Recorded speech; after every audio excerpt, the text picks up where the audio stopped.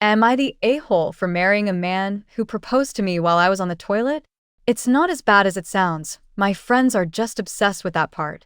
I think. Fake names. My 32 female fiancé Peter, 30 male, had arranged a candlelight dinner in a hotel room. There were flowers, rose petals, and music. There was my favorite dinner and my favorite dessert. Peter was in a tuxedo. I was wearing a dress. That evening was so amazing. While I was eating, my IBS started acting up. I ran to the bathroom. It was mortifying, but at least I was comfortable enough with Peter to allow him to come in. I was apologizing for ruining our evening while I was on the toilet, and he said it's okay. I felt like he wanted to ask me to marry him the whole evening. I told him I love him, and he said I love you too. I told him, I'm sure you'll take care of me in sickness and in health. That comment made Peter smile, and he got down on one knee. I didn't care that this was the situation. I was so happy to say yes. I felt like he wouldn't have asked that evening if I didn't say the sickness and in health comment. I told my best friend Kate, 33 female, and another friend Bailey, 33 female. I told them the truth. Kate said it's weird, creepy, and an asshole move on his part. I explained that he likely would have put it off if I didn't mean the health comment. Kate said I was desperate and that I should have some respect for myself. Bailey said if I thought Peter would ask another time, then I should have let him ask another time. Before talking to them, I thought I had the sweetest proposal story. Now I feel like an asshole who caused my amazing fiancé to have a terrible story. Am I the asshole? Update 1. The proposal happened on Saturday, and I have been holding off telling my parents and Peter's parents. Both sets of parents live in a different state. Tonight, we told my parents first via video chat. My parents are Bob, 58 male, and Susan, 58 female. My mom is a massive fan of romance, and I knew she would ask about the proposal. Peter and I told my parents the whole proposal story. My mom was over the moon. She said proposing like that is better than any idea she had. My dad said it just proves the love Peter has for me. My mom asked if she could tell others, and I said sure. I had asked my mom to be my maid of honor. After getting engaged, my pick for maid of honor was either going to be Kate or my mom. I didn't pick my mom despite Kate. I'm not punishing Kate. Kate's initial reaction to the proposal story would just make her being the maid of honor awkward. Plus, my mom is so happy with our union, and she would love to plan a wedding. Then we told Peter's parents via video chat. His parents are Chuck, 55 male, and Linda, 59 female. His parents really appreciated the comedy. Chuck thanked us for giving them the gift of telling that amazing story, if we're comfortable with that. I told him we're confused. Linda said she's so happy for us. Peter told his father that he wants him to be the best man. Lastly, we told Peter's sister Juliana, 27 female, via video chat as she lives in another state. She had her father's sense of humor. I hope Kate and Bailey will be bridesmaids. Yes, Kate and Bailey are single. I have been best friends with Kate since the 9th grade, so this little disagreement wouldn't ruin our friendship. Further update, Kate and Bailey both agreed to be bridesmaids when I asked via message. Kate apologized via message, and she also sent me a video of her apologizing. Kate said she appreciates that I'm still letting her be a key part of the wedding. She said that after several days of thinking about the proposal, she realizes how loving it was. She said if she had IBS, she would appreciate a guy who treats her like how Peter treats me.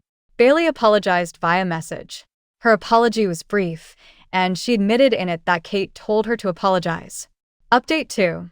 Thank you to all the amazing people who gave me support on my original post. After Kate's apology message and apology video, I messaged back that I forgave her with a link to my original post. She said she really wanted to talk face to face. We went to the gym today, even though I was feeling like I was going to get an IBS flare-up. We talked while we worked out. Kate said that she was upset when she heard my proposal story and that she didn't understand why she was so upset at the time. She confessed that when she had processed her feelings, she realized intense jealousy. Kate revealed to me for the first time that she was diagnosed with IBS a few months ago. She said hers is not as severe as mine. She said this has been a scary time for her, especially since she has watched me suffer so much from it all these years. Kate said, She would want that proposal for herself. She said she wishes she could be that comfortable with a man. She said the comments on my original post made her feel hopeful. She said looking up on IBS more online has made her feel hopeful as well. Kate had explicitly asked me to make this upset post. She apologized again. She said she's glad that my mom is the maid of honor instead of her. She said she's happy for me, but also very jealous. Kate says that despite the fact Bailey had sent an apology message too, Bailey still feels awkward talking to me. Kate said that Bailey will come around, that Bailey is just too embarrassed right now after how she acted. I asked Kate if she looked up how common IBS is, and she said she looked that up after seeing the comments in my original post. She said she was shocked by how common it is. She said she was avoiding learning about it as she was scared of what she might find. I made sure to tell her that a guy has never dumped me over my IBS. She knows that I had messed around with an embarrassing amount of guys before meeting Peter. I told Kate the reason those hookups never progressed to anything real was because I was too ashamed to let a guy see the IBS part of my life. I told Kate that the person who told me I was ugly and nasty more than anyone was myself. Kate said she hasn't mentally adjusted to this yet, but she thinks she can. I told her she's my best friend, I love her, and that I will help her through this. I made a joke about poopy girls having to stick together. That made her smile. After the gym, I rushed home to the toilet to deal with the IBS flare-up I felt coming. To no one's surprise, Peter took care of me when he came home from work. He even helped me to take a bath, as I was experiencing so much discomfort. I want everyone to know, Kate has been an amazing friend to me. The disagreement that was at the center of my original post was extremely out of character for her. I had made that post asking if I was wrong, because Kate has always been very reasonable. Even with IBS, I'm happy. I have amazing friends, an amazing family, and obviously an amazing fiancé. So, if you don't hear much from me on Reddit, don't worry. I'm probably just living an amazing life.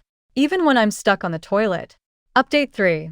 Right now, suffering from one of the worst IBS flare-ups of my life. Plus I have one hooper as a cold. But I have good news. Both Kate and Bailey visited me. Bailey now knows about Kate's IBS from Kate. I was so sick I was laying in bed when my friends visited. Peter was there to help me, of course. Bailey actually cried as she gave her first face-to-face apology for her reaction to my proposal story. She apologized to both Peter and I. She even hugged me despite the fact that I have a cold. Peter and I both accepted Bailey's apology. I told Bailey that she doesn't have to be embarrassed to talk to me. My friends and I talked for a little before I needed to go to the bathroom. They wished me well before leaving. Peter took care of me, of course. I'm glad that I'm on good terms with both of my closest friends. OP posted to AMA. I'm a 32-year-old with horrible IBS. I'm getting married to a 30-year-old man who loves me in sickness and in health. My fiancé is the sweetest, as he didn't let my sickness ruin his proposal. I had to rush to the bathroom during our dinner in our hotel room, and he asked me to marry him while I was on the toilet. He probably would have done it another time, but I made hints that I knew he wanted to propose. I'm incredibly happy. At this very moment, I'm suffering from both an IBS flare-up and a cold, so I have time for a Q&A. Ask me anything. Story 2. My girlfriend acting strange after a business trip. What do I do? We have been together for a year and a half, and our relationship has been good up to this point. She, 27 female, was out for 5 days for a business trip to a conference. Without disclosing much, we both work in the same field but not a lot of overlap. The conference would debut a project she had been working on. I, 32 male, did not go because of my own work, but she went with her coworkers on the project, and everyone seemed to have a great time. I picked her up from the airport 2 nights ago, and when I went in for a hug and kiss, she didn't return it and just went to grab her luggage. The whole ride home, she was basically catatonic. She didn't want to talk much and would either ignore me, give a delayed, short answer, or be very short with me. The only thing I could get when I asked what's wrong was, "I'm tired." When we got home, I reheated some food for her while she was in the shower. After the shower, she took her bowl but dropped it on the way to the table and immediately started crying. I tried to comfort her and give her mine, but she angrily said she wasn't hungry and was going to bed and went to our bedroom, where she ripped the blankets and her pillow off of the bed, brought them into her office to the bed she uses for naps, and closed the door. She hasn't really left her office since. We are now on day 2, but I do see she is coming out of her office for food. I've sent texts asking to talk, but she hasn't responded. The door is locked, but if I knock, she will say she's okay, but napping. She won't talk to me, and I don't really know what's wrong. Obviously, something major happened. I checked social media, but everyone smiles online. I spoke to my friend who went with her. He worked with her on the project, and asked how it all went that first night. He felt the trip went well, and everyone had a good time. I inquired more about GF after, and he did tell me there was a part of the trip about halfway through where she started crying over lunch, but he didn't have any other details. I don't really think she is cheating, but I also don't know what could cause this. Any help? Update 1. Thank you to everyone who showed concern regarding my GF.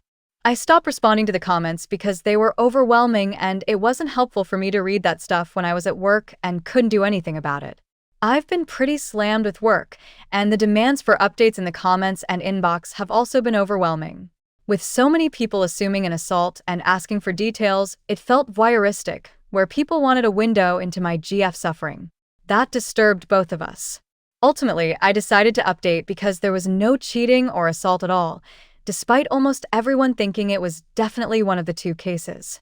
I'll give my GF the name Lily, my / friend who was on the trip Jake, and her close friend and roommate on the trip Jane, for ease. I called Jane, despite people saying no, and asked about the trip.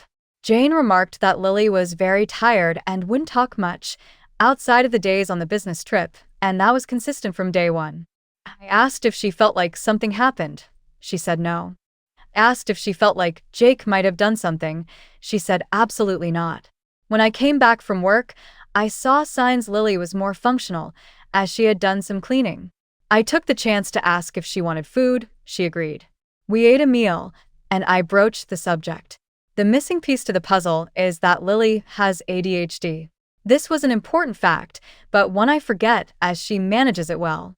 I tend to think of what are symptoms more as cute GF quirks because a lot of general ADHD behaviors she mitigates, like forgetfulness. What happened on the trip is that to save money, she shared a room with Jane, which she has done on short bursts, but never for such a long trip. As I mentioned, it was a business trip, so although Lily had a lot of fun, she was working both physically and socially for up to 20 hours at a time.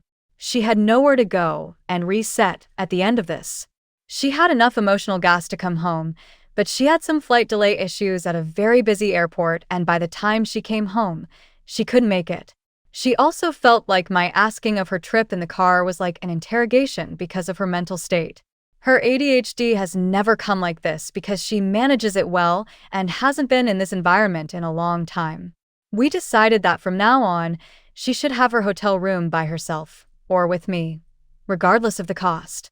I also agreed to not ask any questions when I pick her up from her flight, and she will instead tell me what she wants. If not, I will ask another day. We came up with some other plans so that I know how she is when she comes home. Saturday night we went to an event. She had fun, but crashed immediately at home. It was more on the scale I am used to after a 3-day trip. She has cleared her schedule for the next week to recuperate. Edit. Everyone is stuck on Lily's travel expenses. I have copied and pasted the comment for those unable to search on their own.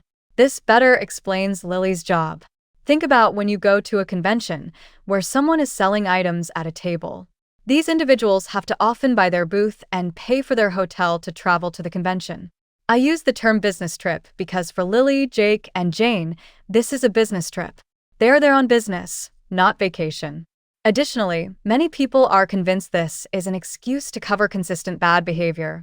It has never happened before. She was stuck in the most crowded airport in the country for 7 hours longer than she was supposed to be. She hadn't slept for 5 days and hadn't eaten in a day. This led her to a point where she felt sick, and by the time she came home it was 1:30 a.m. and she was exhausted and hungry.